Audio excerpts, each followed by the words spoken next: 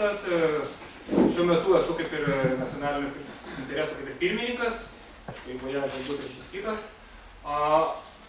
Pirmiausia, noriu paklausti, ar daug kas yra skaitę patį intereso puslapį ir Facebook ir susipažinę su programą, pačią tą viziją.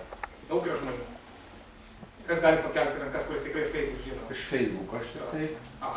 Tai netik ir mažai, pakankamai žmonių žino. Tai aš pradėsiu nuo pačio pirminio principo, kas yra nacionalinis interesas ir kokį jisai kaip koncepcija ar ideologija, kaip galima įvardinti, bando į Lietuvą įdėti. Pirmas tas variantas tai yra tautiškumas.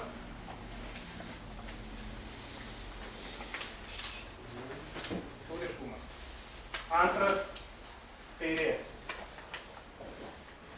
Atrodo visą laiką labai skirtingi tokie dėmenys yra.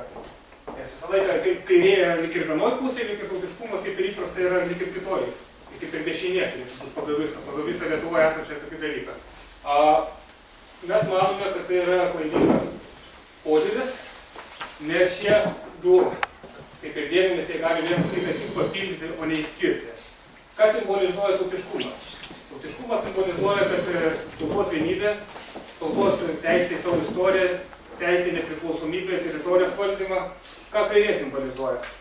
Kairė simbolizuoja kapitalo kontrolę, teisingą kapitalo pasiskirstimą ir tai, jog bendras visų socialinis gerbūvis yra aukščiau už saujelę žmonių, gal kaip galima apibūdinti kapitalistų interesus.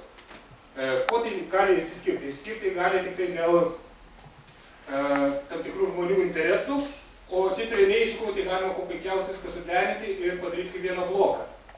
Ir taip vienas kitą tik papildytų ir tai gautųsi kaip tautinės kairės ideologija.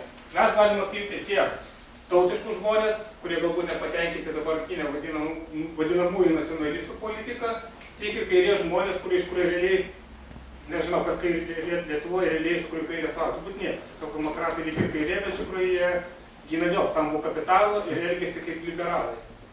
Tai mes bandytume tą visą ryšį užpildyti ir teikti tikrą, būti tikra ideologinė politinė jėga.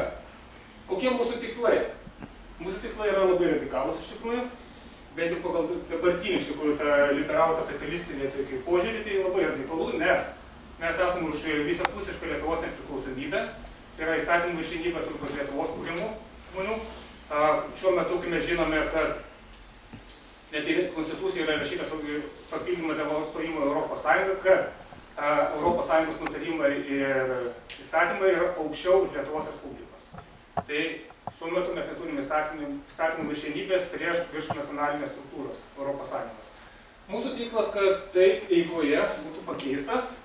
Mūsų tikslas, kad mes patys spręstume Lietuvoje, kas gali atvykti, kad Briuselio institucijos nenurodytų, kad tarkim yra tam tikros kvotos ir kad gali kiek nori čia žmonių įsivežti. Ne.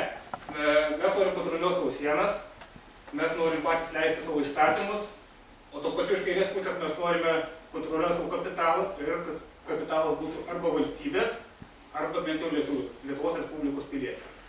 Tai labai revoliucioningas žingsnis, kadangi, kaip žinome, kad Lietuvoje bankai praktiškai visi yra skandinavai. Mūsų tikslas būtų, kad bankai būtų arba lietuviški, arba valstybės. Tai reikėtų steigti valstybinį komercinį banką. Vienas iš tiklų. Kitas iš tiklų būtų susigrąžinti nacionalinę valiutą. Ar tai vadinsis litas, ar kaip kitaip, tai nėra didelio iš kurių skirtumo. Pats principas kontroliuoti savo pinigą. Dar vienas iš svarbiausių dalykų, dėl ko mes tautiškumas yra. Tautiškumas daug dar suprantamas kaip būtent karingas, antirusiškumas, visą kitą. Mes manome, kad to nereikia propaguoti. Mes manom, kad galima tautiškumas būti gana pozityvi ideologija, vienijanti. Netgi iškeltas tai yra mūsų kaip ir teiginys, kad mes bandysime iš tautos daryti naciją. Tai būtent apjungti net iš čia gyvenančias tautinės mažumas ir bendrai siekti mūsų bendrų tikslų. Realiai, manau, visai įmanoma tą padaryti, tai rodė žemės referendumas visi kiti. Kai yra didelė idėja, tai visi galim bendrai dirbti kartu jos. Mūsų auditorija yra visi žmonės, kurie nepatenkinti liberalų kapitalistinė sistema, kuri mano, kad tai yra žalinga tautai, žalinga individui, žalinga ir pačiai valstybei, kurios mes praktiškai netekome.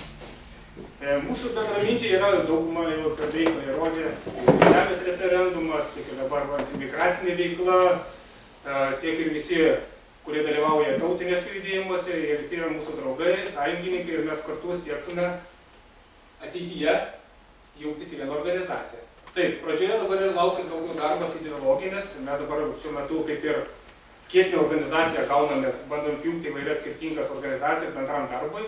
Artimiausias darbas bus rinkti 50 000 dėl lapkričio 26 dieną priimto antimigracinio įstatymo atšaukimą.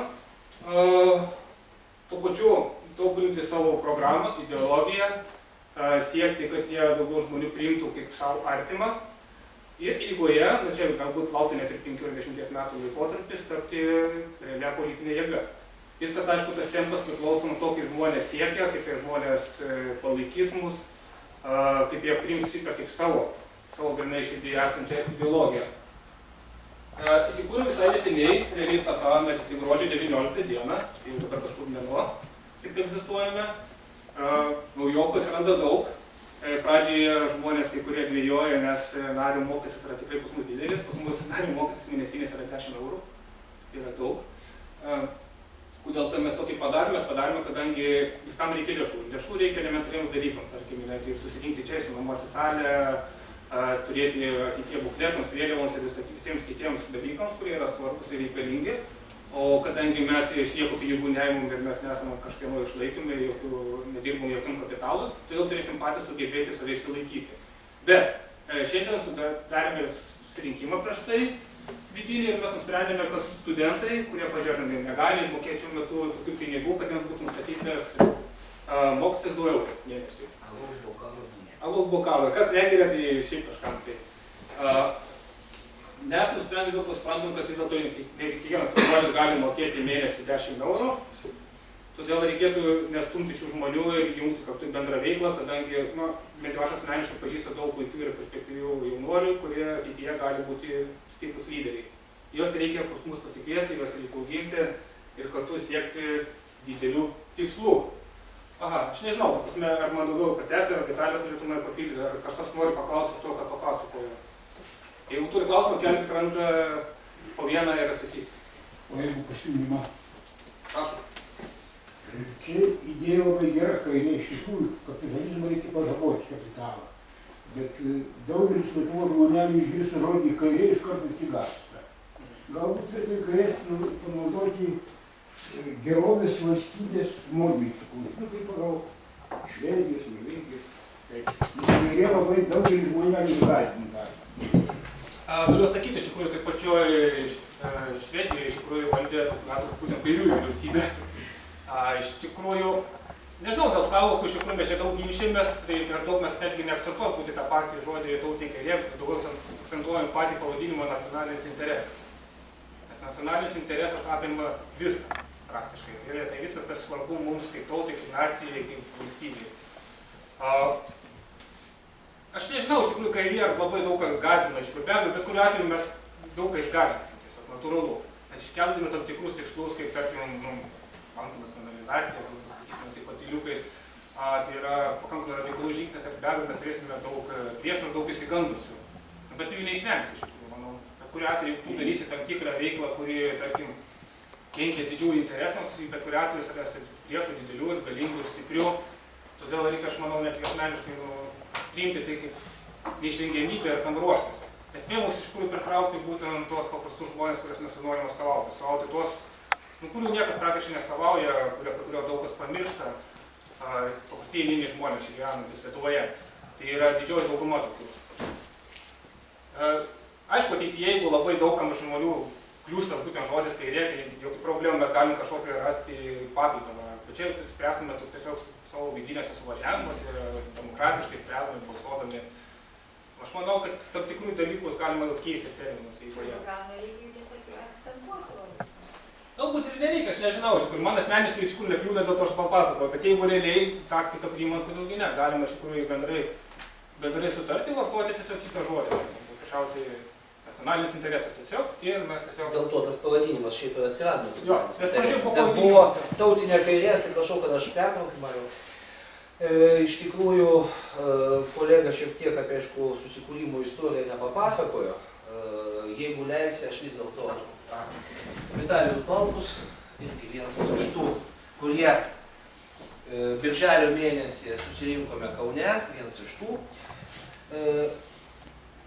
Variantas tautinė kairė asociacijos pavadinime iš tikrųjų jis egzistavo kaip svarstomų pavadinimų. Ir būtent dėl tamstos minėto argumento, kad tai gali sukelt bereikalingas aistras, dėl to buvo pasirinktas variantas nacionalinis interesas buvo pasirinktas. Ir vėlgi, kodėl nacionalinis interesas? Nes, kaip ir minėjau, birželio mėnesį, iš tikrųjų net ne birželio, iš tikrųjų gegužės mėnesį jau buvo pirmas tokios būsimos grupės susirinkimas įvykęs. Įvykęs gana spontaniškai, tai buvo po piketo prie Norvegijos ambasados, kur buvo piketuota prieš vaikų atėmimą. Ir po šito jau kilo mintis, kad reikia kažkiek struktūrizuotis. Ir kaip tik tuo metu prasidėjo tie procesai Europoje, tų vadinamų pabėgėlių, kalbėkim atvirai, tai mes kalbam ne apie pabėgėlius, mes kalbam apie ekonominius migrantus, kurie plūsta. Ir tuomet atsirado formatas visuomeninio komiteto prieš priverstinę migraciją. Nes mes buvom tada, ta grupelė, buvom vieninteliai, kurie tą klausimą, jau tą problematiką matė. Nes iš tikrųjų, dar mūsų vienas kolega, kuris dabar kažkur tai yra išėjęs, tai jis yra užsienio lietuvis, aš taip pats gyvenęs Jungtinėje karalystėje, aš tas problemas mačiau, bet lietuviam tada tuomet, kai tik prasidėjo tas visas antplūdis, lietuviam tada klausimas, kurie su to nesusidūrė, buvo dar nežinomas. Bet mes susiformavome tokį junginį, tai visuomeninio komiteto junginį. Iš karto buvo paskelbta peticija, kurią ko gero kai kas jūs matėt, kad tokia egzistuoja, peticija prieš priverstinę migraciją. Ta peticija surinko jau per pirmą, atsimenu, savaitę, buvo kažkas apie 3 ar 4 tūkstančius parašų surinkta. Ir laikui bėgant iš tikrųjų tų klausimų padaugėjo, kad ne vien migracija, pasirodo, kad migracija tampriai susijusi be abejo su socialiniais, ekonominiais klausimais, su Europos diktato klausimais susijusi yra. Ir praktiškai apie lapkričio, spalio pabaigą, lapkričio tapo aišku, kad reikia iš visuomeninio tokio neformalaus komiteto reikia struktūrizuotis į asociaciją, kuri turėtų jau ideologinę platformą. Tie mūsų paskelbti, jeigu irgi matėt, 47 beros patvirtinti dabar punktai, tai yra mūsų ideologinė platforma. Ir tada gimė būtent šita asociacija. Tai aš ką norėjau, iš kur iš vis atsirado, kad čia ne šios dienos, ne vakar darinys, o iš tikrųjų tai yra susikūręs eigu. Tai tiek norėjau papildyti. Aš nežinau, iš esmės daug kas papasakotas, iš tikrųjų paprasčiausiai būtų, jeigu žmonės tiesiog užduotų klausimą, jeigu kas neaišku, tai būtų paprasčiau atsakyti iš tikrųjų. Nes galima pasakoti, vien patikslinti 48 punktai, jie buvo patvirtinti visi balsavimai, kiekvienas. Visi mes teikiam pasiūlymus, ten labai daug ginčijomės mes vidinėse grupėse, mes programą svarstėm gal porą mėnesių. Prašom. To išstojimo irgi gali bijoti žmonės, kad išstoti iš Europos Sąjungos, nes irgi čia.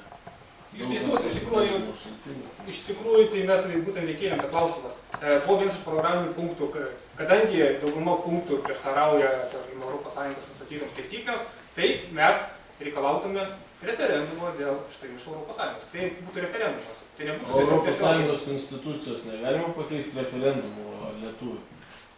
Lietuviškų referendumų institucijos Europos Sąjungos. Nebūtina išstoti iš Europos Sąjungos.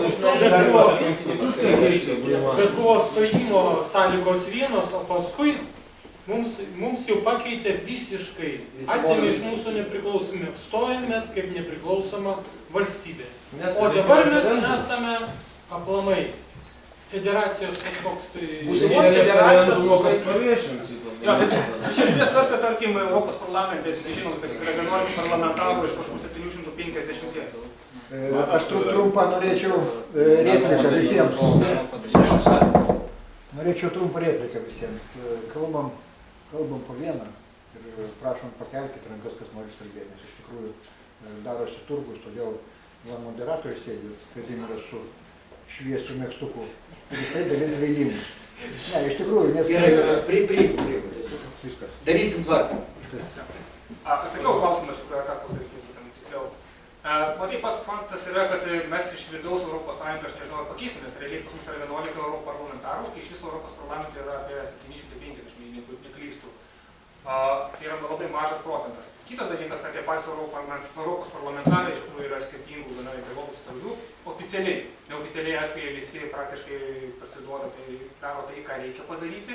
Nes, kaip žinome, rugsėjo mėnesį bus Europos parlamentaro nariai balsavo už tai, kad valstybės, kurios nepriims nelegalių imigrantų provokuotas, gautų tam tikro dydžio baudas.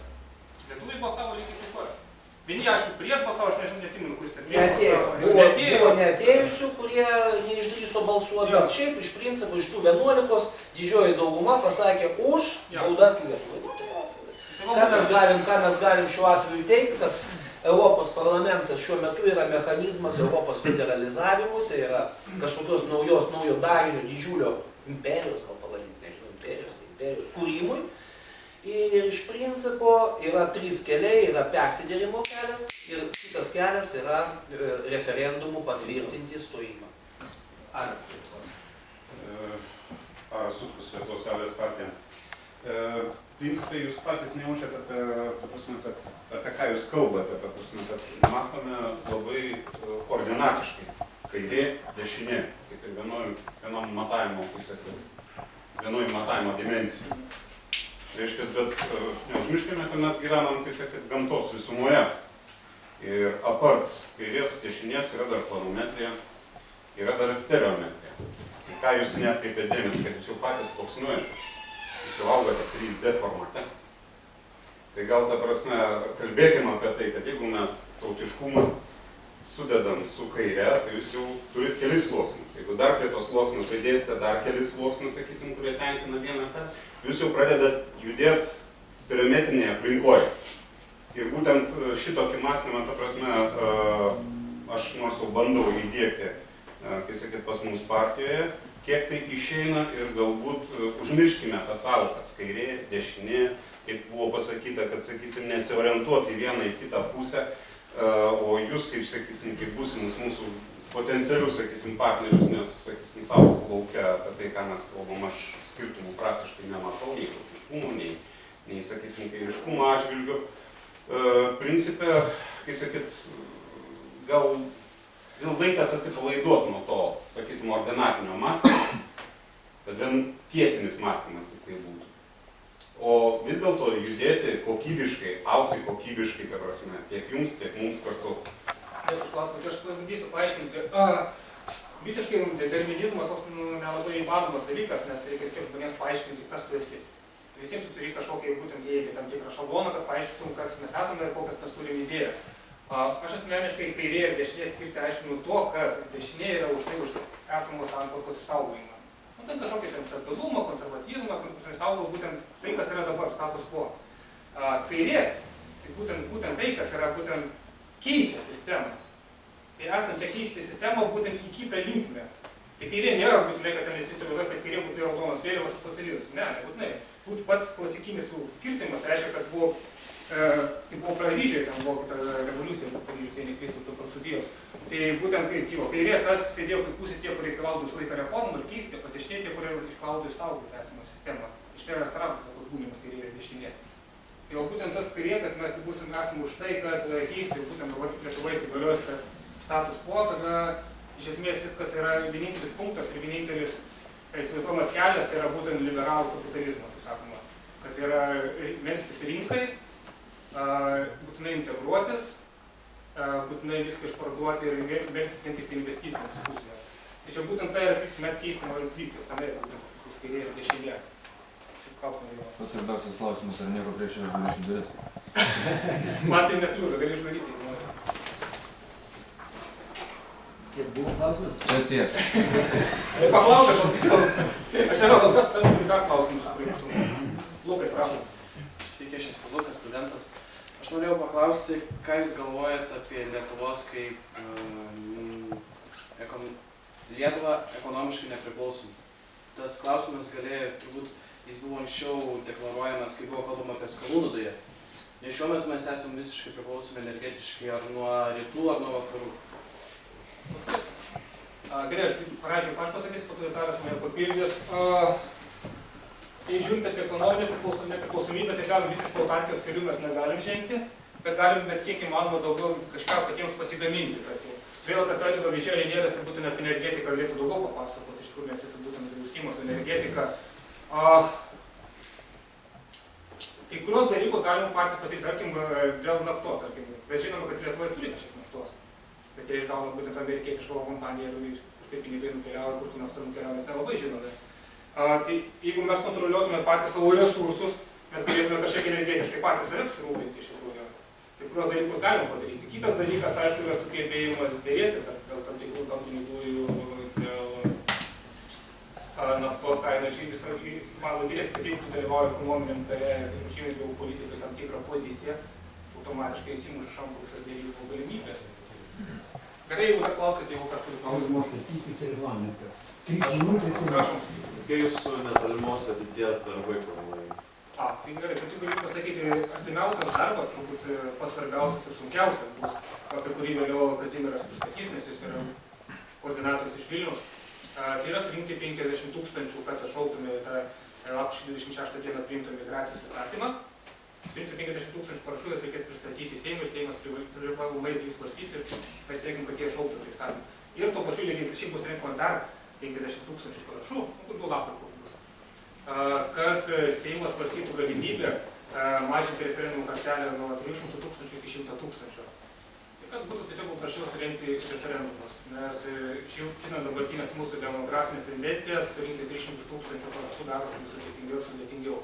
Tai žemės referendumus mums padarė tokį stebuklą, šiaip mažą, didelį, bet ne visai mažą. Čia du būtų svarbiausi darbai. Kitas darbas be abejo toliau yra dirbti darbą su savo teorija, ieškoti naujų žmonių. Taip pat turiu planų. Mano labai tokia didelė yra idėja, tarkim, kadangi Kaune atėjo vėl seniūnaičių rinkimai, tai 17 metais kiek įmanoma daugiau jaunų žmonių surinkti, kad jie Kaune būtų daugiau seniūnaičių, darbščių, aktyvių, kurie ateityje galės šaukti ir iki savivaldybės politikų. Per metus laiko, aš manau, galim pasiruošti. Dabar kol kas aš pats esu seniūnaitis ir pavyko padaryti kelis tikrai svarbius projektus, gauti lėšų savo rajonų. Manau, kad norint pradėti daryti didelis darbas, turi pradėti išmokti dirbti savo teritoriją gyvenamai. Tai nėra labai sudėtinga, tiesiog tai reikia turėti noro, mokėti bendrauti, kooperuotis ir galima kurios gražinti savo aplinką atvažiuoti. Kai išmoksti gražinti aplinką savo aplinkoje, savo rajone, automatiškai tu gauni žmonių pasitikėjimą, galėti savivaldą, tada atstovausi miestą. Kai mokėsi atstovauti miestą, tada eiti į Seimą, tada atstovausi šalį visą. Manau, tokia filosofija. Vienas svarbiausių mano punktų, dėl ko nacionalinį interesą aš norėjau kurti tokį stiprią tokią organizaciją, švietėjišką. Tai mes ne tik šviesti, kad žmonės turėtume, bet šviesti ir patys, tai yra vidinės paskaitos. Labai daug skaityti. Labai aš norėčiau orientuotis į jaunimą, man labai įdomu su jaunimu bendrauti, žinau daug gero jaunimo, pats irgi tame tarpe. Tai aš manau, kad mes galim daugiau susėsti kartu, daug dirbti, daug mokytis, daug sportuoti, įgyti žmonių pasitikėjimą, realiais darbais, tiek ir protingom kalbom galbūt ateityje. Ir iš tikrųjų čia buvo tokie ir gautus pirmieji, bent jau pirmų 3 mėnesių darbai, nes surinkti po 50 000 parašų per 2 mėnesius. Tai ganėtinai sunkus darbas, bet mes privalome jį padaryti, nes nutrauktis nėra ko. Ir jeigu nepavyktų surinkti tų parašų, tai būtų iš tikrųjų man asmeniškai tai būtų didelė gėda. Tai reiškia, kad Lietuvoje mes nesugebėjome žmonės įtikinti, kad nelegaliai migracija mus yra blogas. Ačiū. Nuo kada planuojat rinkti parašus? Tai tada Kazimieras perklausė, nes jis būtent daugiau visas terminus žino, iš tikrųjų. Jo, jeigu turėsite klausimų iš būtent nacionalinio intereso, tai klauskite dabar, o jeigu ne, tai tada pereisime prie imigracijos. Parašų tada. Jo, klausimų. Kokia dar organizacijos jungsis prie parašų rinkimo? Čia Kazimiero klausimas, nes jis geriausiai yra. Ne, nes jis gerai Vilniuje ten bendrauja. Aš atsakingas būsiu, žinau, kad pačiam Kaune. Aš čia būsiu Kaune koordinatorius, pas kuriais lapai skirstysi, bendradarbiausime, kažkoks čia Kaune gyvenantis ir sieksime, kad Kaunas pastovėtų kaip reikia, surinktų kiek įmanoma daugiau parašų. O programa dar plėsit biškį? Žinoma plėsit, tai nuolatinis darbas, tai nuolat. Nuolat svarstysime, nuolat kelsi klausimus. A jeigu ateis pas mus naujokai, O kaip iš visuomenės, reikia iš visuomenės imti kažkaip ir irgi iniciatyvą kažkokią daryti, kad žmonės iš visuomenės galėtų mums idėjas pristatyti. Yra pas mus reformatai du. Jo, paaiškinsiu, pas mus reformuotojai du yra narystė oficialiai ir yra rėmėjai. Nariai, aišku, be abejo dalyvauja, visas turi pareigas, bet rėmėjai, jie taip pat gali dalyvauti ir siūlyti savo idėjas. Jie gali prisijungti mūsų renginių, jie gali pasakyti, va žiūrėkit, mes turim tokią puikią idėją. Norite pasvarstyti, mes gaunam tą idėją, mes ją svarstame. Ta prasme, visi yra lygus, nėra čia pas mus kažkokia neįspūdingų vadų ir neatsiribojami nuo visuomenės. Jeigu iš visuomenės kyla iniciatyva, jeigu tu, tarkim, sugalvosi kažkokią ar idėją kažkokią, kurią reikėtų įgyvendinti, arba užsimti realių darbų ir kreipsis pagalbos, tai jeigu mes matysim, kad tai tikrai yra tikslinga, mes mielai prisijungsim, svarstysime ir taip toliau. Dar gal klausimų būtų? Vienintelis skirtumas nario ir rėmėjo yra tame, kad rėmėjas tiesiog pagal įstatus negali dalyvauti balsavimuose. Ta prasme, ten sprendimų, kurie ten pat, gal reikia įstatus skaityti, bet ta prasme, yra tas formalus, kas juridiškai yra privaloma. Nes mes užsiregistravę oficialiai, tai mes turim laikytis tiesiog įstatymą. O rėmėjas tai čia tas, kur 10 eurų moka, jo? Ne, rėmėjas gali mokėti, jeigu nori paremti organizaciją, tai problemų. Pas mus klubų vietos. Galima ir daugiau paremti. Bet iš tikrųjų, čia nariai, pas narius yra didesnį įsipareigojimą ir lankytis susirinkimuose, mokėti narimus. Tai natūralu, turi būti drausmė organizacija, jeigu nori kažko pasiekti. Atstovaut gali narys, pavyzdžiui, jeigu, sakykime, dabar bus parašų, jeigu rinkimai bus ar kažką parašų, mes galim deleguoti kažką tai galioti. Rėmėjas yra laisvesnė forma, tiesiog. Jis tiesiog remia pačias idėjas, bet jis nėra nieko įpareigotas. Gal dar klausimų? Ar perėti? Kaip reikia? Dėl iniciatyvos rinkti 100 000 parašų, kad mes šitą 107 patys, tai ar buvo svarstymai dėl didesnės skaičiaus, kaip aš siūliau 150-200 000, ar čia užsibrėžė ten 100 000? Šitas Zimber irgi, gradesnė iniciatyva visą. Tai kuo mažiau, tuo geriau. Aš norėjau paklausti, koks nacionalinio interesas, koks yra būtent šios asociacijos požiūris į Rusiją geopolitinėje erdvėje? Įdomus klausimas. Geras. Mes konkrečiai būtent Rusijos klausimą daug nesvarstome, ir Marius Kunduratas sakė tokią pastabą, iš tikrųjų, kad mes labai daug dėmesį į vakarus kreipiame ir per mažai į Rusiją kreipiam dėmesio. Kodėl taip yra? Mes vis dėlto pripažįstam, kad esame vakarų sferoje, kaip aš tau irgi rašiau. Realiai mes gyvenam pagal vakarų taisyklės. Taip, Rusija jinai nėra ideali, taip jinai yra potenciali, yra grėsmė, galima irgi galime, kad gali būti potencialiai grėsmė. Bet realiai mes žiūrim, kuo gyvename dabar. Gyvename pagal vakarų taisyklės, jie mus primeta savo įstatymus, mus primeta savo gyvenimo būdą, jie valdo Lietuvoje kapitalą beveik visą praktiškai, nes rusiškas kapitalas praktiškai išstūmimas iš Lietuvos jau. Seniau jau buvo daugiau, dabar jau vis mažiau ir mažiau. Bet užima ne lietuviškas kapitalas, užima vakarų kapitalas. Dėl to mes labiau akcentuojamės į tą realybę, su kuria tiesiog susidurėme. Dėl Rusijos, čia dar nėra mano tikrai visos organizacijos, iš kur požiūrės, čia yra mano asmeninis požiūrės, galiu pasakyti. Jinai visą laiką buvo. Mes su Rusija, Lenkija, visą laiką buvome kaimynai, visada buvome apsupti slavų. Tai kariaudavom su jais, tai taikoj būdavom, tai kartais net būdavom ir sąjungininkai, būdavo tokių etapų, tarkim, prisimenam per senesnius laikus, kaip su kryžiuočiais mūšėmės. Mums reikia vis tiek mokėti su jais kažkaip sugyventi. Ta prasme. Taip, ruoštis visą laiką konfliktų reikia. Kariuomenė turi būti, visuomenė turi būti stipri ir vieninga, bet iššokti pirmas priekinės linijas, aš nemanau, kad yra tikslinga, turint dabar mažiau nei 3 milijonų žmonių ir mėnesinė demografija. Galbūt reikėtų truputėlį aptakiau tam tikrus dalykus spręsti, nešokti pirmam į pirmos eilės, kad tas pirmieji visą laiką gauna skaudžiausiai per kaktą. Mes turim pamastyti, nes jeigu kilus labai dideliam konfliktui, panašaus kaip Antras pasaulinis karas, tai nelabai aišku, kas iš Lietuvos liktų iš tikrųjų, nes po Antro pasaulinio karo turbūt dar gelbėjo gana didelė demografija. O jeigu demografija toliau liktų tokia minusinė, tai mūsų iš viso labai mikroskopinė tautelė liktume. Aš manau, kad, reikėtų siekti kiek įmanoma tokio savo interesų žiūrėjimo, neutraliteto ir stengtis, nebūti nei antivakarietiškais, nei antirusiškais. Būtų daugiau prolietuviškais. O su kitais bandyti kažkaip dėrėti, šnekėtis. Aišku, Lietuvoje dabar tai yra nepopuliaru, nes Lietuvoje dabar patys mato, kad yra tam tikros nuotaikos keliamos. Natūralu, nes žiniasklaida vėl nėra lietuviška, iš tikrųjų irgi atsiminkime tą dalyką. Kam tai yra naudinga, čia kiekvienas pats nuspręs. Mes stengiamės tiesiog būti prolietuviškai, saugoti lietuviškus interesus, saugoti savo žmonės.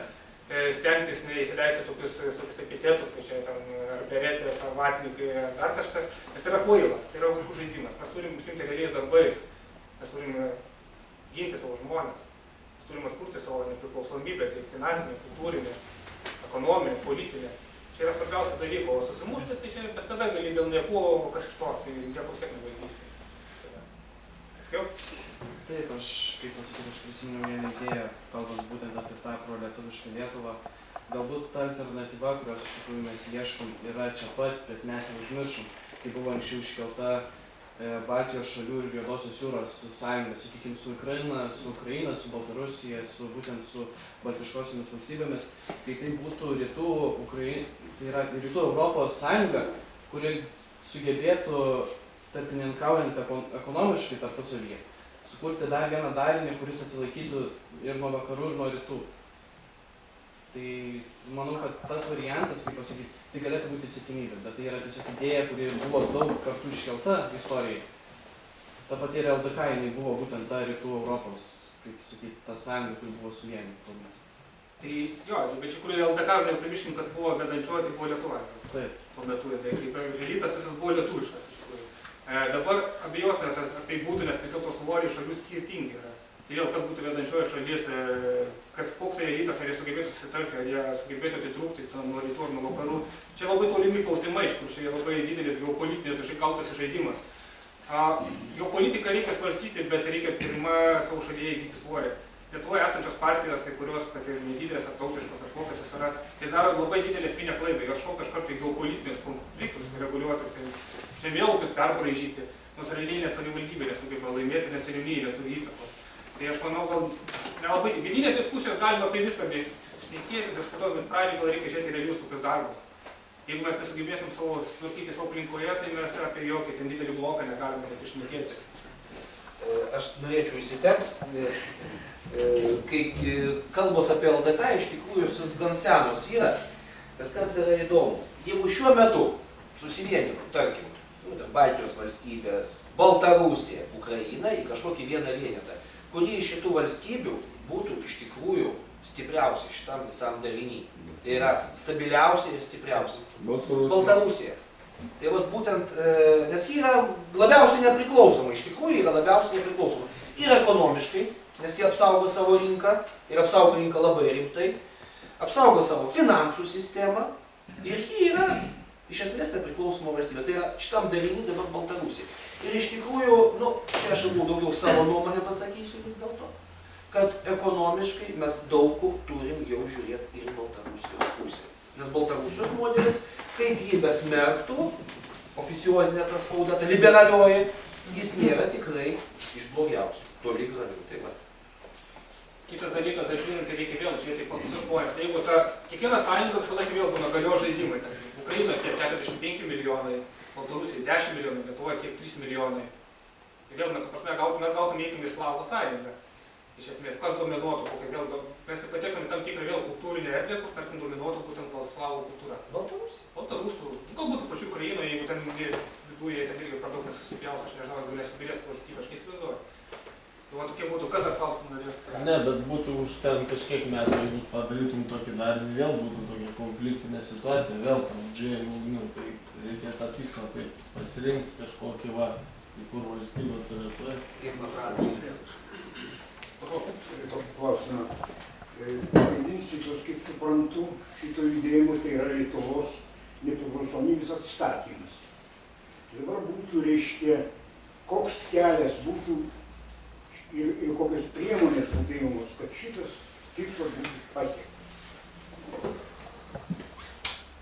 Labai ilgas kelias laukti iš tikrųjų, nes tai nėra, kad tai dauguma turbūt galvoja, kad staigiai susikūrė į krūvą į rinkimus ir paėmė daugumą ir tai padarai kažką. Ne. Tai dėja taip greitai nepavyks.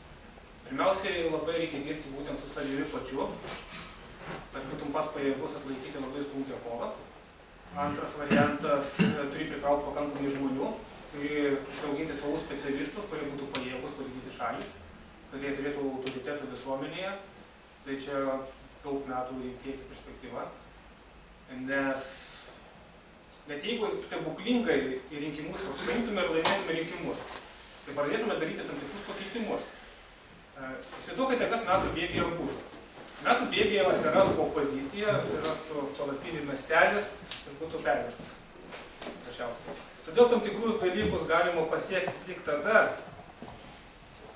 kai žmonės turintys tam tikrą idėją, kurią mes skelbėme, kurie būtų visose sluoksniuose, seniūnijai, savivaldybei, universitetuose, žiniasklaidoje, užaugtų politinis elitas, paremtų plačiosios masės gyventų tą idėją.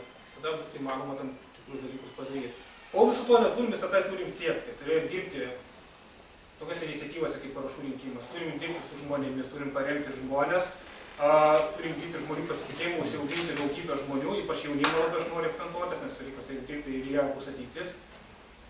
Tada einam per metus laiko galim bus įgyti realią politinę galią. Ir tada bus galima pasukti laivą truputėlį kitaip, negu jis dabar eina. Bet tai, sakau, tai yra ilgas procesas, aš negaliu pasakyti, kad vienas darbas ir kuris tai pakeisti. Ne. Jo, aš nežiūrėjau. Daugybė žingsnių, ta prasme, daugybė iniciatyvų, daugybė darbų, pradedant nuo pačių elementariausių seniūnijoje, iki baigiant iki referendumų. Tai kiekvienas taškelis, kiekvienas darbelės, jis po truputį turėtų artinti prie mūsų galutinio tikslo, tai būtent savarankiškumo atgavimo. Aš norėčiau papildyti mintis. Manau, labai daug ką reikia padaryti švietėjiškai srityje. O švietėjiškai srityje štai ką. Dabar žmonės yra pripratinami gyventi globalizacijos sąlygose. Ir nuolatos yra varoma propaganda, kad čia yra vienas ir vienintelis ir pats geriausias modelis, koks tik tai gali būti pasaulyje. O mes žinome, kad taip nėra. Bet tą reikia išryškinti. Reikia parodyti, kur veda globalizacija, pavyzdžiui, darbininkų teisų klausime. Tai veda prie lygiavos, nori sulyginti maždaug europiečių, šiaurės amerikiečių darbininkų sąlygas su kiniečių, su indų, su pietrytų Azijos. Ką tai reiškia pensijų klausime, ką tai reiškia socialinė apsaugoje. Viskas vedama į tą hiperliberalizaciją. Globalizacija tai yra tas pats kaip hiperliberalizacija. Daug kas tą nesupranta ir mano, kad mes taip turime gyventi šitoj santvarkoj, taip kaip turime gyventi Lietuvoje, kur žiemą ateina, būna 7 mėnesiai, paskui pavasaris ir vasara, bet taip nėra, tai yra žmogiškas konstruktas. Ir reikia žmonės šviesti ir rodyti, kokius blogius padarinius turi globalizacija. Ir tuo pačiu ieškoti kitokių modelių, daugiau savarankiškų, ypač ekonominėje srityje. Žinoma, pati Lietuva nesukurs autarkijos, bet reikia galvoti apie regioną. Baltijos šalis, turbūt ir Lenkija, Ukraina, Baltarusija, galbūt ir Skandinavija, bet kad nebūtumėm totaliai priklausomi ir ne tik dabar priklausomi, bet kaskart vis mažiau savarankiški. Ir daugybė yra pasiekmių šito ir daugelis žmonių nežino, nes didžioji našta nėra mūsų. Tai mes turime kurti ir savo paralelinę žiniasklaidą. Šiek tiek dirbam toj srity, Kūlgrinda yra saitas, kur pasireiškia žmonės, kurie yra antiglobalizacijos pažiūrų ir parodo, kokios pasiekmes neigiamas bus Lietuvai, individui, darbininkui. Tai tą reikia daryti ir ruošti žmonės psichologiškai ir pagal žinių turinį, kad jeigu ateis laikas, kai dar kartą sukrės finansinė krizė vakarų pasaulyje, galbūt migracijos krizė bus tokia, kokia privers šalis išeiti iš Eurosąjungos sudėties, kad būtumėm pasiruošę. Jau, sako, ilgas kelias, bet nieks nežino.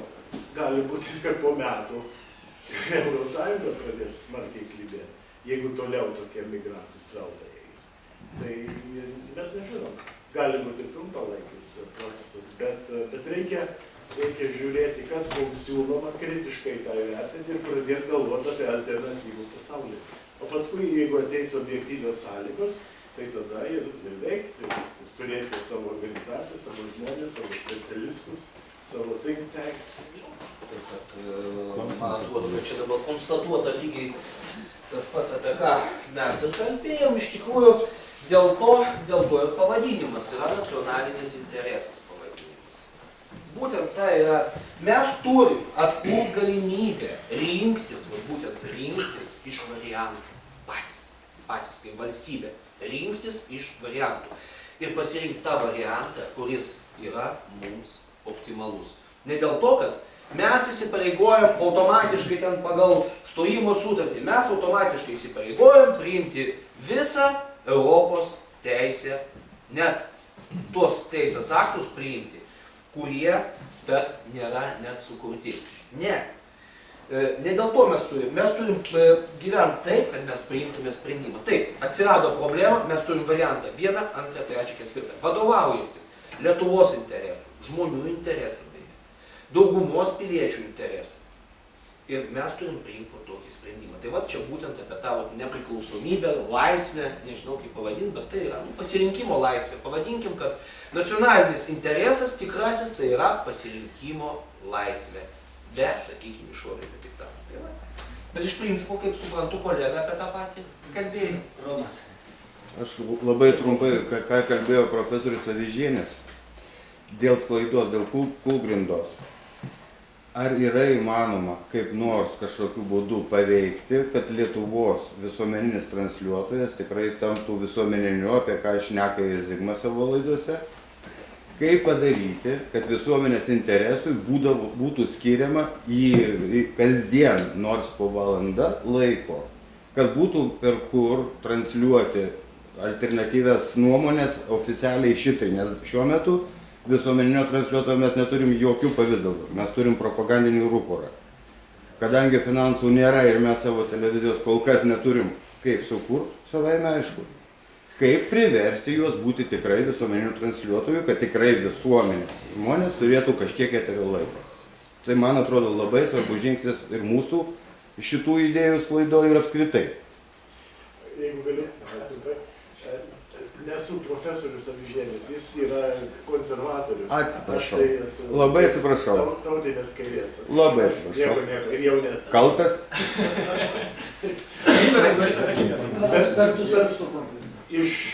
Tas iš Kalifornijos, o aš iš Čikagos, įvairių vietovių. Dabar dėl jūsų minties, labai gera mintis, man iš karto dingtelėjo štai kas per referendumą dėl stojimo į Europos Sąjungą. Tai aš dalyvavau, pasisakant prieš, nes buvau susitikęs su gerbiamu Juršėnu ir štai kaip dėstėme. Kadangi apklausos rodo, kad 30% žmonių nenori stoti į Europos Sąjungą, tai mes manom, kad visuotinis transliuotojas ir taip pat ir vyriausybė turėtų atsižvelgti šitą faktą, kad stambi dalis visuomenės, gal ne dauguma, bet visgi stambi turi turėti teisę pasisakyti. Tai viena vertus vyriausybė turėtų padėti finansuoti mūsų euroskeptikus ir kita vertus žiniasklaidoj, valstybė kontroliuoja, irgi turėtų būti suteiktas deramas dėmesis. Na, Juršėnas sutiko ir žadėjo imtis žingsnių, kad tas būtų įgyvendinta. Žinoma, jis to nepadarė, mes špygą gavome, bet argumentas yra. Kadangi tokių kaip mes yra Lietuvoje, jau mes mokam mokesčius, tai mūsų visuomeninis transliuotojas turėtų mums bent valandėlę, gal į savaitę, jeigu ne kasdien. Kasdien po valandą yra tikrai problemų, kurias būtina svarstyti ne valstybinių lygių. Gerai, sakyk dabar. Tai aš tada apjungdamas ir šitą klausimą ir visus kitus. Gal Kazimierai, Jo, į priekį. Aš ir ilgiau. Aš jau susimūdau klausimų, tai jūs dovanokit, tada papildysit dar kas nors. Gerai perklausyti. Aš esu Kazimieras Juraitis, oficialiai atsakingas už Birželio 3 grupės informacinę sklaidą. Dabar kas yra Birželio 3 grupė? Trumpai reikia tada pasakyti. Birželio 3 grupė yra prasidėjo būtent Birželio 3 dieną sekretaro Zigmo Vaišvilos ir Seimo nario Audriaus Nako iniciatyvom ir būtent Mokslų akademija. Ir jos tikslas buvo pakartoti sąjūdį, kad apvienyti, suvienyti, sukurti lyg ir skėtį, kuris vienytų visas partijas, visuomeninius judėjimus arba pavienius asmenis, kurie jaučia savyje, kad Lietuva važiuoja nuo kalniuko, prarado save kaip valstybę, kaip tautą, savarankiškumą, visus tuos žmonės. Dabar aš esu ne tik nacionalinio intereso irgi atstovas, o aš dalyvaunu visur. Mano veikla yra pagrindinė, yra nepriklausomas publicistas. Ir fiksuoju kiek įmanoma, viską filmuoju kaip žūstančio reiškinio, kaip valstybės, visus faktus kraštutinius. Ar tai būtų socialistai, ar komunistai, ar radikalai, ir kuo radikalesni, tuo jie įdomesni. Suvokti, kaip smegenys veikia, kaip mąstymas veikia. Suvokti, kaip liberalų mąstymas veikia, kurie viską parduoda ir viską perka. Tai kaip publicistas aš dalyvauju, fiksuoju visur viską. O mano politinė veikla irgi yra susijusi su signataro Rolando Paulausko, kaip suformulavo, prasmių lauko tautininkų sąjungos atkūrėjo Lietuvoje. Na ir jeigu schematiškai, tai galima būtų pavaizduoti taip, kas yra B3 ir visų kitų organizacijų vaidmuo. Čia centre Birželio 3, sutrumpinti B3. Prasidėjo mūsų gretos, tai yra švietėjiškas neformalus sambūris, kuris aplink Rolando Paulausko suformuotą, ta prasme, lauką būrėsi. Tai yra mūsų gretos, neformalizuotas. Čia susilietė jie būtent per mūsų kai kuriuos žmonės, kurie dalyvauja toje veikloje. Ir mūsų gretų žmonių yra visam pasauliu, yra 53 pasaulio valstybėse, žiūri Žaktigonės ir pritarė arba ginčinasi mūsų idėją. Toliau atsirado, tai yra respublikonai atsirado, kaip partija, kuri, tai yra respublikonai čia, respublikonai. Visur mes prieš eidami derinam pagrindinę pasaulėžiūrą, ar sutampa, ar nesutampa, ar tie skirtumai esminiai, ar nesminiai. Žodžiu, derinam, ar mums pakeliui nors iki tam tikro taško. O jau jeigu matom, kad už tam tikro taško nepakeliui, tada stengiamės išgryninti, iki ko mums pakeliui. Toliau atsirado liaudės partija, su kuriais lygiai taip pat procesai buvo derinti, kurie oficialiai dar nesusitelkė, bet tikimės, kad susitelks antradienį paskelbs spaudos konferencijoje Seime apie telkimąsi bendram darbui. Toliau pensininkų partija, Lietuvos pensininkų partija, Pranas Kavaliauskas, su kuriais lygiai tie patys procesai vyko kaip ir su kitais. Nacionalinis interesas. Ir stebuklingų būdu šitas darinys pasidarė panašus į žemės referendumo gėlytę. Ir taip jau gavosi. Dabar nacionalinio intereso vaidmuo čia yra išskirtinis, kadangi nacionalinis interesas, niekas kitas, iškėlė pirmas šitą idėją kovai prieš priverstinę migraciją. Peticijos pavidalo, abstrakčios peticijos. Ir taip jau sutapo, kad tas impulsas ir ta reakcija surinkti parašai pagimdė va šitą, kuris visas jau renkasi į vieną krūvą su Birželio 3 siekiais ir tikslais, ir metodais. Ir tarkim, atsakant į Romo klausimą, o kaip nacionalinis transliuotojas atkariauja? Vienas nacionalinis interesas to akivaizdžiai nepajėgtų padaryti. Dabar bent jau. Tačiau Birželio 3 grupėje, kadangi čia skėtyje yra daugybė organizacijų, pavienių asmenų ir visuomeninių partijų, jau yra realu apie tuos dalykus planuoti, netgi jeigu dalyvautume kartu Seimo ateinančios rinkimuose. Ir jeigu grįžtant vėl prie klausimų prieš priverstinę migraciją, tai būtent Birželio 3 grupė šitą iniciatyvą peticijos pavertė į realų veiksmą, kuris, jeigu surinktume 50 tūkstančių, ne jeigu surinktume, o kai surinksim 50 tūkstančių parašų, kai surinksim 50 tūkstančių parašų, mes realizuosim gyvenimą. Kadangi tas įstatymas, kuris buvo lapkričio 26 priimtas, yra taip neskaičius priimtas, kad jisai legalizuoja visus nelegalus, visus senbuvius, pradedant lietuvių tautybėm ir baigiant mažumom, nustumė į kažkokių aborigenų padėtį, iškeliant visus tos nelegalus. Ir čia detalizuoti nėra ką, tiesiog mes visą tą įstatymą urmu grąžinam persvarstymui.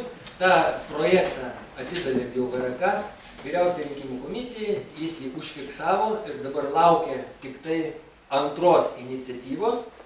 Tas sprendimas, kurią patikė Pensininkų partija, prisijungdame prie B3. O ta antra iniciatyva, tai būtent skambėjo taip: vyrai, ką jūs darote, jeigu piliečiai reikės visą laiką referendumą 300 000 surinkinėti, tai reiškia, tauta valios neturi. Vieną kartą buvo 300, daugiau nepavyks, o mes mažėjame visą laiką. Vadinasi, jeigu dabar neišmušim šito kartu prie, vat yra šansas, renkant šitos 50 000, kai jau akivaizdžiai eina intervencija, mus naikina fiziškai, jeigu nepadarysim dabar, kad referendumu galėtume sumažinti kartelę, vadinasi, mums jau galas. Tai va, taip gimė antra iniciatyva ir naudojantis nacionalinio intereso pagimdyta šita iniciatyva ir patobulinta, realizuota su praktiniais jau kažkokiais veiksmais ir įtaka mūsų gyvenimui. Mes dar bandysime tada ir antrą padaryti iniciatyvą, kur būtų Seimas priverstas svarstyti, vėlgi surinkus 50 000 parašų, dėl to, kad referendumui surengti reikia 100 000 parašų, o ne 300, ir kad referendumų priimtos nuostatos būtų galima keisti tik referendumą. Tai va, kažką tai neatsakiau. Kažkokį klausimą. Iš naujo gali paklausyti. Jo, paklauskit drąsiai iš naujo. Galbūt Dėl svarstymo. 100 000 buvo Kipro A, klausimas. buvo be abejo 200 svarstymai. negali būti mažiau. Buvo be abejo svarstymai, bet pirminis pasiūlymas, turiu pasakyti, buvo 50 000 ir buvo remiantis 50 pensininkų pasiūlė, tačiau yra palyginamosios lentelės, kur, pavyzdžiui, Šveicarijoje yra 2 lygių sistema, yra ir 50 000, nors yra ten 3 daugiau gyventojų, o kito lygio yra, ne kantonuose, yra 100 000. Tai kai 3 kartus gyventojų yra daugiau, tai, pavyzdžiui, netgi 100 000, realiai galvojant, kai yra statistika iškraipyta, jau yra pakankamai didelis slengstis. O dar didesnis, tai, mūsų galva buvo per didelis tiesiog slengstis. Vat buvo svarstymai. Taip. Kazimierai, ar ne jūsų straipsnis dėl geležinių kurpaičių per referendumą?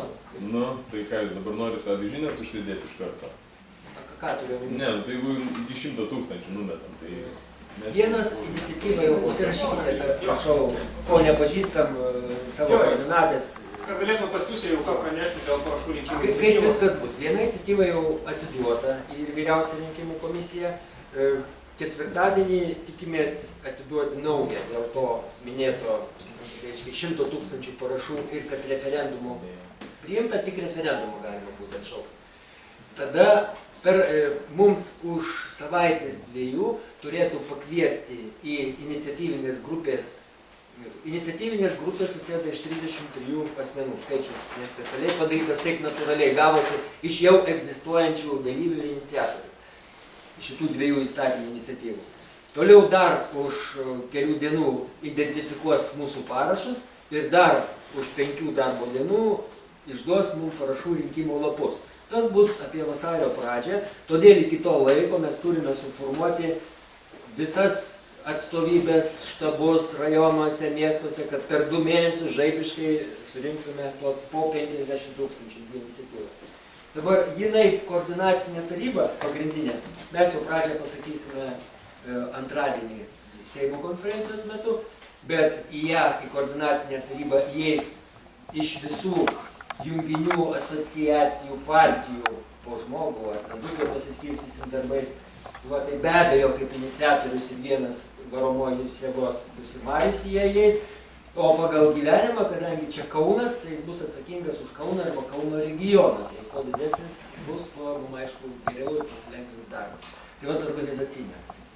Tokia bus struktūra ir tokia maždaug įvykių eiga planuojama. O klausimų, maloniai sakyčiau dar, vėlai, jeigu būtų kažkas paklausimų. Klausimėlis apie atominę. Ką manot, tai statytinė, statyta atominė. Jūsų nuomonė? Asmeninė. Naujus arba jūsų?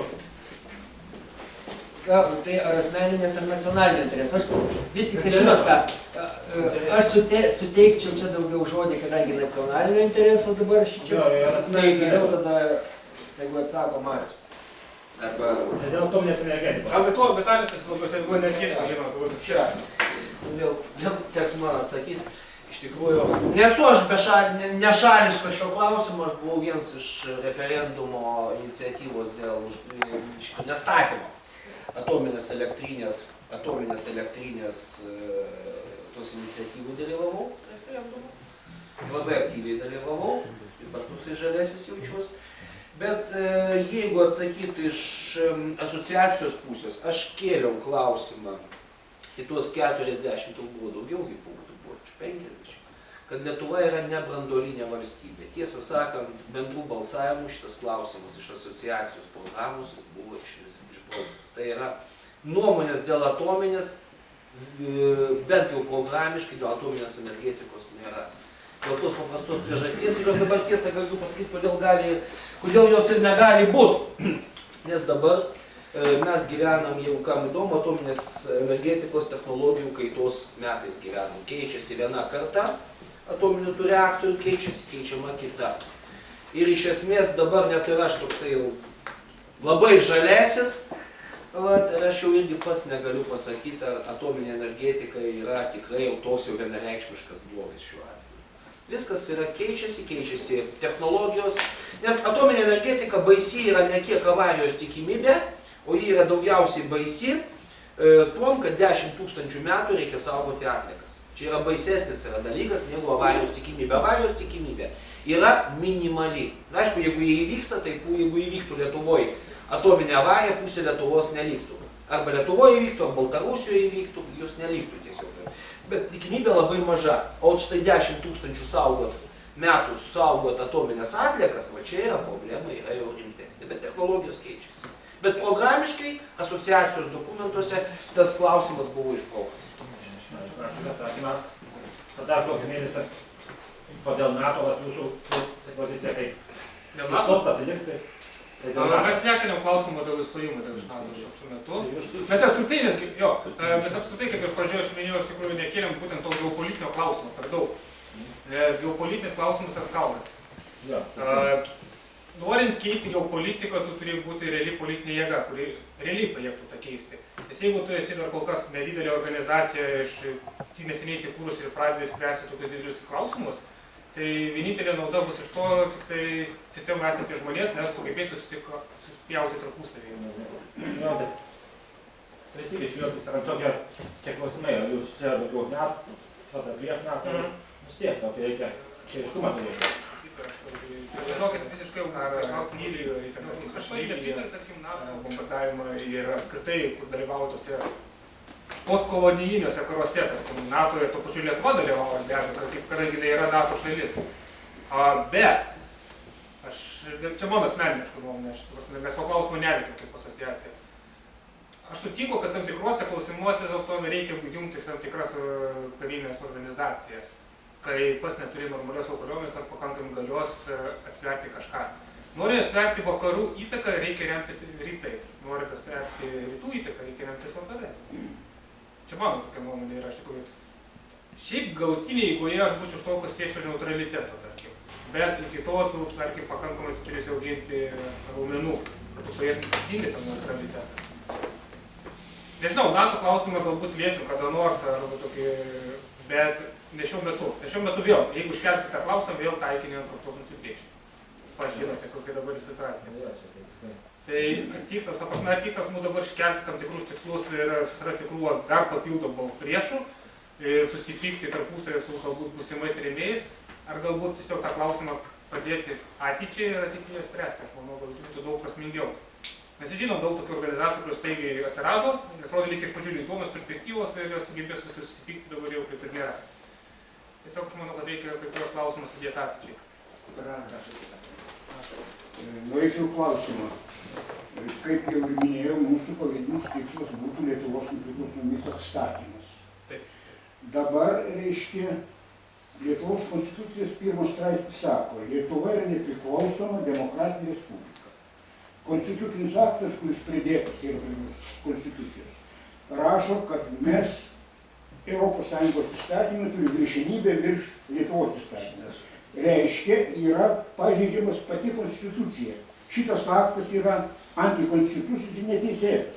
Jis yra naikintinas. Tai tada klausimas, ar nebūtų tikslinga mums įstatymų nustatyta tvarka, pirmiausia kreiptis į teismą, kuris turi, tas teismas turi kreiptis į konstitucinį teismą, tam, kad šitas neteisėtas konstitucinis aktas būtų panaikintas.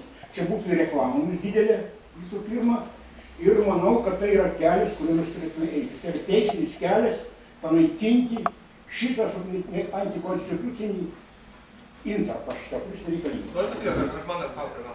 Aš tiesiog norėčiau atsakyti, kadangi Birželio 3 grupė kelia tokį strateginį klausimą, kaip stojimo į Lisabonos, kaip Lisabonos sutarties ratifikavimą, jie kitaip formuluoja. Kadangi Lisabonos sutartim, kaip žinote, buvo pastatyta ES įstatymas aukščiau už, o šiuo atveju Birželio 3 grupė yra didesnis darinys negu nacionalinis interesas. Ir dėl to, kadangi yra bendra veikla, tai didesnis rezultatas būtent didesnės organizacijos. Tai va Birželio 3 grupės kelia strateginį užduotį surengti referendumą, kuriuo būtų tauta ratifikuotų arba ne Lisabono sutartį. Ir tada kitaip pastatė tą klausimą. Aš norėčiau aš pasakysiu. Ar nereikia į konstitucinį teismą? Gerai. Čia Lisabono sutartį geras dalykas, bet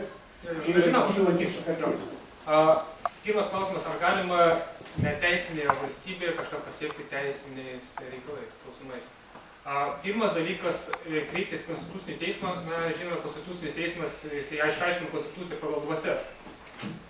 Apskritai tokio dalyko kaip konstitucinis teismas neturėtų būti, kuris yra faktiškai faktinė dabar valdžia. Ir gali konstituciją interpretuoti tai, kaip jie nori. Mes matome per žemės referendumą ir po jo, kai interpretavo, kad referendumus turi būtinai patvirtinti Seimui. Tai reiškia, ne bet kuris referendumas praeis net ir surinkęs 300 000.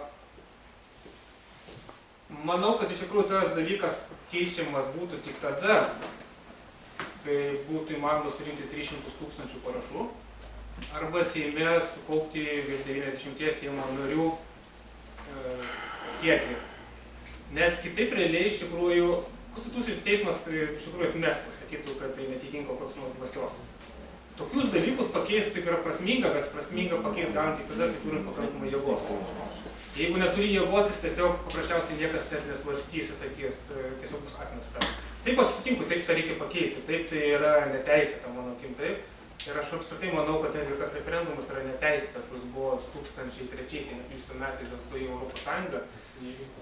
Jo, realiai iš tikrųjų nevyko, nes iš tikrųjų turėjo keisti santvarką, o santvarkai keistis reikia surinkti 75%, o nebuvo 75% dalyvavusių balsuojant. Kai sakai papildymas tave, norėčiau sakyti ponui Pranui tokį elementarų, kai sakai, kuriozinį dalyką pabrėžti, bet dėja, bet eilinis Lietuvos pilietis, arba kad ir bendryje, arba kad ir dauguma Lietuvos piliečių, dėja, bet jie neturi teisės kreiptis į konstitucinį teismą. Aš nurodžiu, kaip kreiptis. Per teismą. Tai leidžia konstitucija. Ne, tai reikės pereiti visą teismų, kai sakyt, estafetę ir tik tai po to bus galima kreiptis į teismą. Ir to labiau, kad tai tie klausimai, visų pirma, dėl ko kreipsimės į tą teismą. Teismas paprasčiausiai man sakys, kad tai ne teismo kompetencijos klausimas.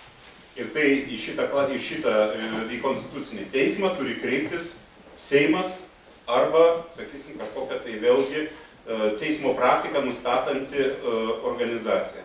Tai va šičia yra ta kliūtis, taip vadinamai mūsų teisinėje valstybėje ir dėja, bet šitas klausimas buvo svarstytas atliko referendumo metu, ar nebūtų įmanoma vėlgi išeiti į kitą etapą, būtent per konstitucinį teismą. Ir būtent mes susidūrė su tokia teisminė, kaip sakyt, kolizija, buvom priversti atsisakyti žmonių, kurie gali atsistoti prie televizijos ir po kokios savaitės apgulties priversti tai padaryti. Tai irgi yra variantas, bet tam reikia liaudės palaikymą. Ačiū už liaudės palaikymą. Reiškias principai, man atrodo, kad kaip tai reikia pakeisti, tai vienintelis ir galbūt geriausias receptas, ta prasme, konceptyvas. Reikia nustoti gražbiliauti. Ta prasme, ir nesakyti tai arba kuklintis ir ta prasme, slėpti tai, kad vis dėlto mūsų galutinis tikslas yra išeiti į valdžią, pakeisti jos konceptualią kryptį ir padaryti tai, kas mums yra reikalinga. O ne pastoviai, sakysim, žiūrėti, kaip ten kokią savoką naudėjai. Būžėti, kokią ten savoką. Glūdėti, atsiprašau. Nepastoviai glūdėti, sakysim, ir laukti, kol kas nors kitas už tave tai padarys. Niekas kitas. Tu pats. Ta prasme, tai ne jums buvo adresuota, aš tik tai galbūt atsakymą jums adresuoju. O atsakymas adresuojamas būtent visiems kitiems, kam galbūt irgi tas pats klausimas, ta prasme, iškyla. Ką reikia daryti? Visų pirma, neturiu sėdėti namuose, neturiu drebinti prie virtuvėje atsisėdę, sakysim, su kaimynų stalą, ar tai orą, o turiu eiti ir daryti tai, kas yra reikalinga. Konkrečiais mažais darbais. O viena iš siekiamybių. Komerciniai bankai rašytas. O šitie skandinaviškai ką su jais Skandit? Kaip to pasakyti, čia dabar taip mandagiai ir politiškai, politkorektiškai. Be abejo, suteiksime sąlygas jiems parduoti savo paslaugą, sakyti, yra įvairiausių formų, iš tikrųjų. Jo. Kas dar parankulė? Pertraukia. Niekas neturi klausimų. Vitalijus pasiruošęs ar darom pertrauką?